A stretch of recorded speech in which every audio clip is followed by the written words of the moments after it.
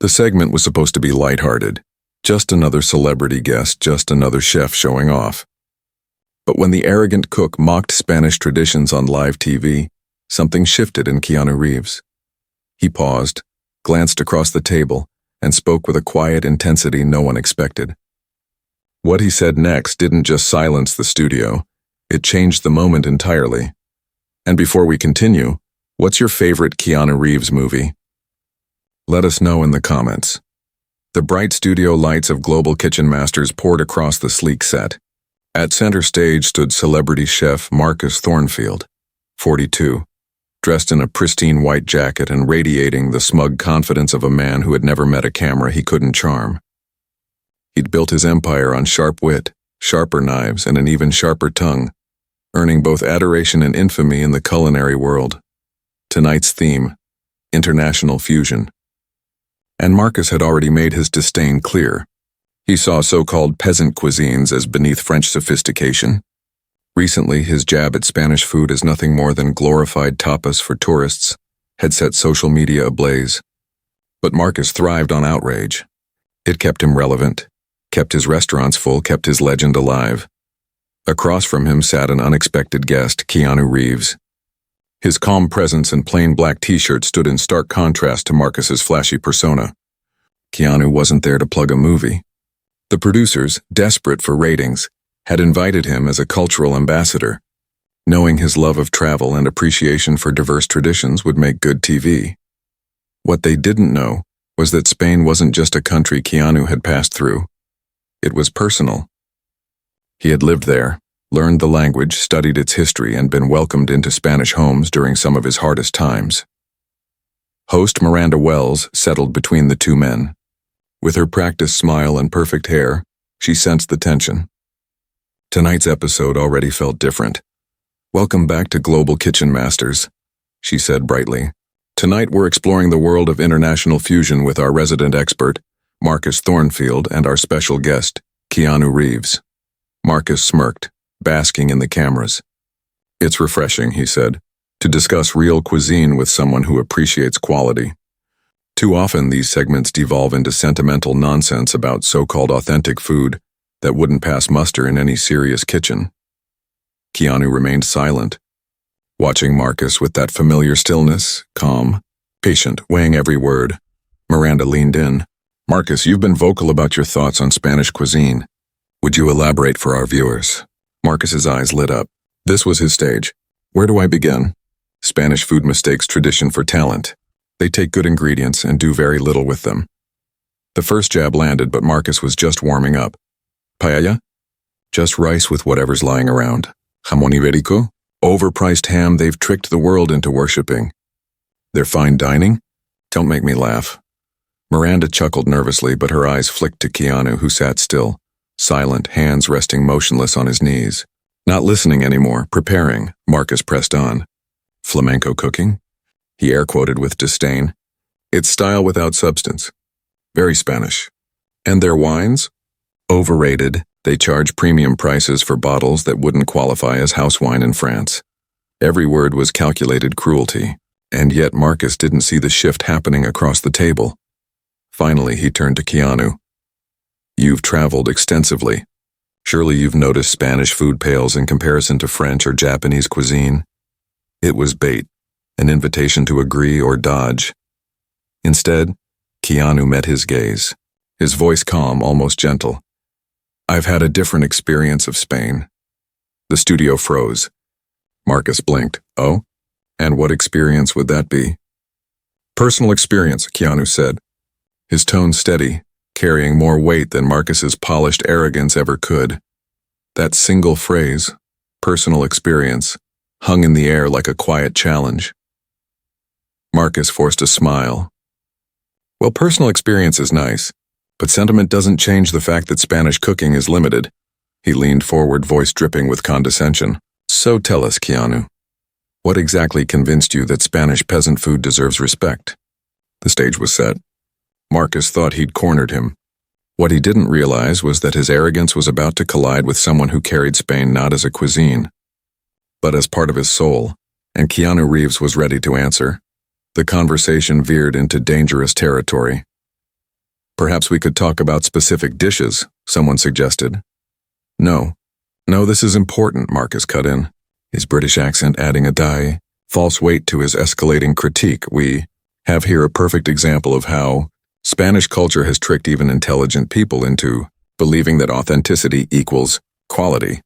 He gestured toward Keanu with theatrical disdain, treating him as an exhibit rather than a person. I'm sure Keanu had wonderful experiences in Spain. I'm sure he met kind people, enjoyed sunsets, felt connected to the local culture. But that doesn't change the fact that Spanish cuisine is, at its core, limited.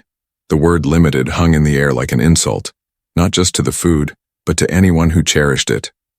Marcus wielded his so-called sophistication like a weapon, creating hierarchies where only his judgment mattered.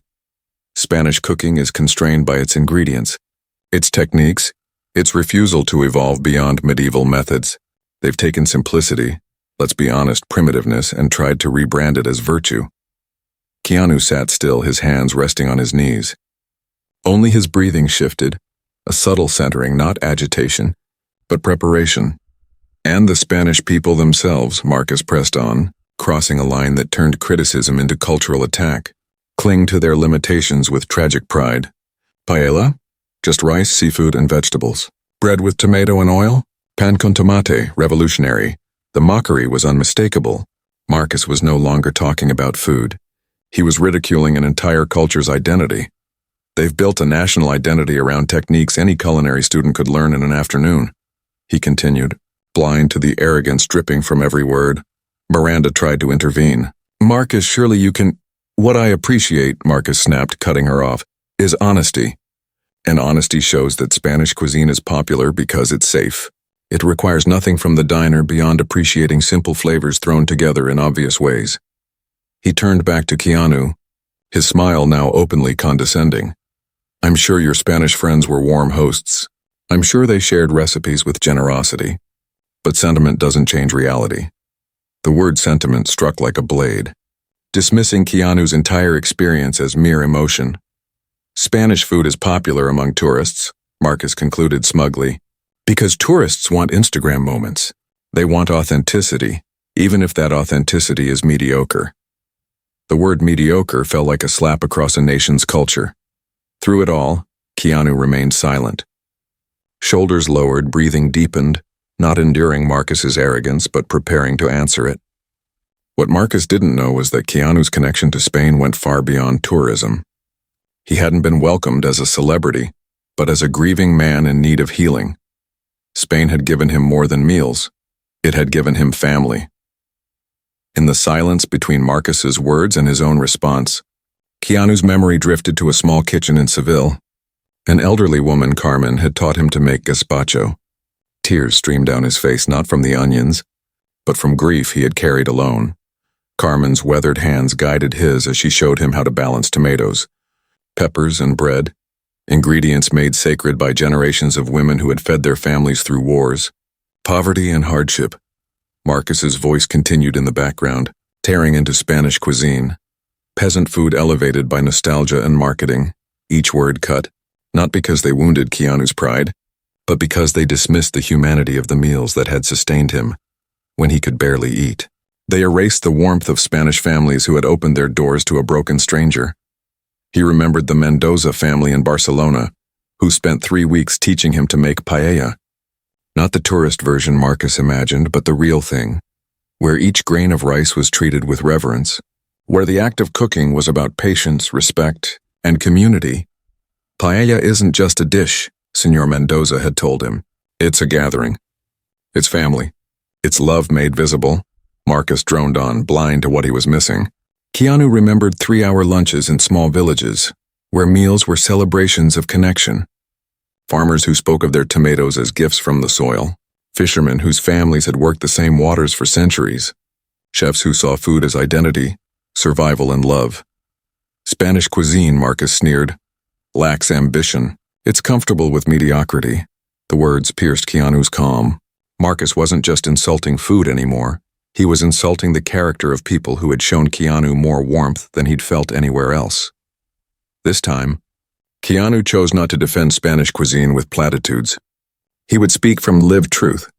His breath steadied, the rhythm of meditation and of Spanish kitchens where food was cooked with intention. Marcus had shown himself for what he was, someone who mistook volume for authority, criticism for wisdom, arrogance for sophistication. The studio lights felt hotter. Miranda shifted nervously. Everyone sensed the energy change. Marcus rambled on, unaware that his smug performance was about to collide with something stronger than expertise. Authentic love for a people and their culture. The moment arrived with the inevitable. The studio went still. Marcus froze mid-gesture. This was not the vague sentiment he expected. It was something specific, lived, undeniable. "She's 84, Keanu continued, his voice gaining weight. Her husband died in 1975, during Spain's transition from dictatorship. She raised 4 children alone, working 16-hour days in a textile factory, and every evening she came home and cooked dinner for her family." Silence filled the studio. Even Marcus could feel it. Though he didn't yet understand, Carmen's gazpacho wasn't just food. It was history, resilience, love. Keanu's eyes never leave Marcus's face as he begins. "My grandmother lived through the Spanish Civil War," he says softly. "During the siege of Seville, there was no meat, no cheese, sometimes not even bread. But she kept her family alive. She knew how to take tomatoes, peppers, garlic, and olive oil, and turn almost nothing into something that kept her children breathing." The words fall heavy, sending ripples through the studio. "You call it peasant food," Keanu continues, "but to Carmen's grandmother it was survival. It was love. It was the difference between her children living or dying." Marcus shifts, ready to reply, but something in Keanu's expression stops him. This isn't a celebrity sidestep. It's raw, personal truth. "I spent 3 weeks in Carmen's kitchen," Keanu says, "not because I wanted to study Spanish cuisine, but because I was broken. I just lost someone I loved. I couldn't eat, couldn't sleep, couldn't see the point of getting up each morning." Miranda, the host, realizes they've left talk show small talk far behind. This is something fragile and real. Carmen didn't speak much English and my Spanish was terrible, but she looked at me and knew what I needed. She sat me down, handed me tomatoes, and began teaching me gazpacho, not as a cultural lesson but as a way of reminding me to care for myself. The studio falls silent. For 3 hours, she showed me how to balance acid with salt, how to recognize when the texture was just right. She didn't talk about authenticity or tradition. She just showed me patiently how to create something beautiful from simple ingredients. Keanu's voice deepens, carrying quiet weight. When we finished, she ladled it into 2 bowls. We sat in her kitchen, eating together. It was the first meal I'd been able to finish in weeks. And as I ate, she told me about her husband, her children, and how her grandmother taught her the same recipe. The studio feels transformed, like a confessional. "You want to know what Spanish cuisine really is?" Keanu asks, finally locking eyes with Marcus. "It's Carmen refusing to let a broken stranger leave her kitchen hungry. It's food as survival. Food as hope." The chef's earlier criticisms crumble under the weight of lived truth. Spanish cuisine is the Mendoza family in Barcelona spending an entire Sunday teaching me paella. Not to show off, but because cooking together creates family. Creates bonds, creates life. Marcus tries to interject, but Keanu's intensity holds the moment. "You call Spanish food limited," Keanu says, voice rising with authority. "But what you're really saying is you don't know the difference between sophistication and complication. Between skill and showmanship. Between feeding people and performing for them." The audience leans forward, sensing something extraordinary.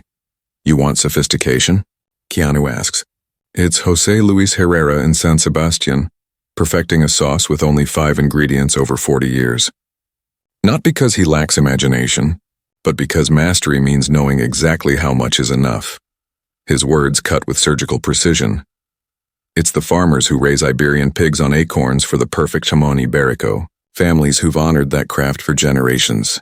Excellence born from patience, respect, and process, not tricks." He leans in slightly, his voice steady. "You dismiss Spanish wine, but have you ever sat with a vintner in Rioja who can taste the difference between grapes grown on the north slope versus the south? Have you ever heard someone explain how limestone in the soil shapes a wine's soul? Knowledge earned over decades, not opinions tossed around a studio table. Each question exposes Marcus's shallow judgments. "Spanish cuisine isn't simple because it lacks ambition," Keanu says firmly. "It's simple because true art makes the complex look effortless." He pauses, then delivers the final blow. You mock pan con tomate. But have you ever chosen tomatoes at the perfect stage of ripeness? Grated them by hand to the right texture? Paired them with olive oil that carries the taste of trees rooted in a specific grove? Have you ever shared it with a family who treats it not as a snack, but as a daily ritual of connection, of being together? The questions hang in the air, dismantling every ounce of Marcus's criticism. The silence is absolute. Keanu leans back, his voice quieter now, but unshakable. That's Spanish cuisine. Not performance. Not ego. Life. Revealing it as disconnected from what food truly means to those who create and share it. You say Spanish culture is comfortable with mediocrity, Keanu says, his voice carrying the weight of lived experience. But what you're really showing is that you don't understand the difference between excellence and exhibitionism. The words hit Marcus like a blow, exposing his culinary philosophy as performance art rather than genuine craft. Spanish excellence is quiet, Keanu continues. It doesn't shout with complicated presentations or exotic ingredients. It reveals itself through generosity, through hospitality, through the belief that cooking's highest purpose isn't to impress strangers, but to nourish the people you love. Marcus tries to recover. But surely you can admit that Spanish cuisine lacks technical innovation. Innovation? Keanu interrupts, incredulous. Spanish chefs pioneered molecular gastronomy. Ferran Adria transformed modern cuisine. Joan Roca has been voted best chef in the world multiple times. Each fact lands like a hammer, exposing the fragility of Marcus's so-called expertise. But more importantly, Keanu presses, Spanish culture understands something you've missed. Innovation in cuisine isn't about showing off. It's about deepening the shared human experience of food. It's about connection, not ego. The distinction reveals Marcus's approach for what it is: self-serving, not human-centered. Spanish cuisine has endured for centuries, Keanu says. Not because the Spanish lack ambition, but because they've created a food culture that serves life, rather than demanding life serve it. The studio falls silent, not with TV drama, but with the hush that follows truth spoken plainly. Marcus sits frozen, his smirk gone, his authority unraveling in real time. He starts, then stops. For once, the man who always had the last word has nothing left to say. Miranda, the host, tries to steer the show back. Well, this has certainly been an enlightening discussion about cultural appreciation. No, Keanu interrupts gently but firmly. This hasn't been about cultural appreciation. It's been about the difference between judgment and understanding. The room shifts. This is no longer about Spanish food, it's about something larger. Marcus represents something we see everywhere, Keanu continues.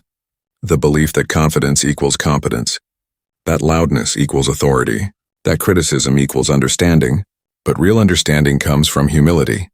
From the willingness to learn rather than to lecture. From recognizing that traditions that sustain people for generations carry wisdom we can only access through respect. Marcus shifts uneasily, but Keanu's expression isn't triumphant. It's compassionate. The Spanish families who welcome me, Keanu says, didn't care that I was a celebrity. They opened their homes because their culture teaches that hospitality is sacred, that sharing food is sharing life, that opening your home to a stranger is opening your heart to connection. The contrast with Marcus's dismissals is striking. Spanish culture isn't limited, it's generous, alive, enduring. That's what Spanish cuisine represents, Keanu concludes. Not a lack of sophistication, but something more valuable. The understanding that food is love made visible, that it's about community, about turning simple ingredients into something that nourishes body and spirit. The studio feels transformed, like a sacred space where truth has landed with undeniable clarity. I learned more about cooking in 3 weeks with Carmen than in 3 years of formal training, Keanu says. Not because she taught me techniques, but because she taught me purpose. Not how to impress, but how to nourish. Marcus finally whispers, I think I may have been wrong. The admission feels like a small miracle. For a man who built his career on certainty, even a whisper of doubt is a profound shift.